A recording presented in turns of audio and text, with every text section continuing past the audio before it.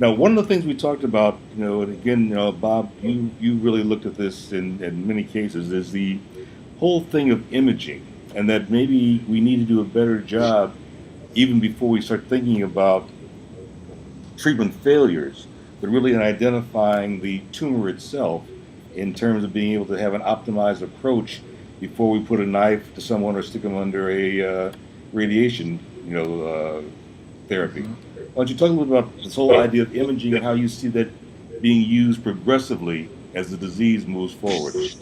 So, every cancer patient, even before they get a biopsy or get a knife, they get an image. And it's my strong belief that we don't do enough with these images. Images contain a wealth of information that's not exploited.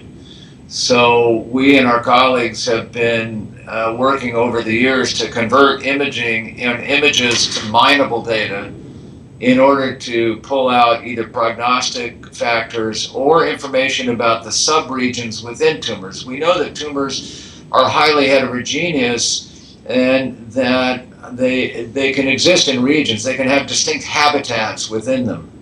And these habitats are accessible by modern standard of care imaging techniques.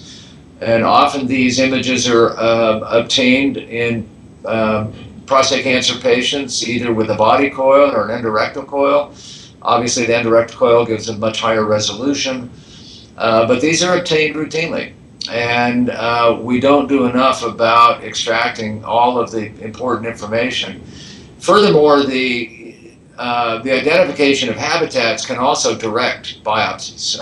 If you do a biopsy in a patient and not knowing where the biopsy is coming from, then you may get some molecular information about one part of the tumor, but you can't base the therapy against the whole tumor on one uninformed biopsy. It has to be image guided, and quite frankly, the idea of taking multiple biopsies from a prostate cancer patient is not unusual.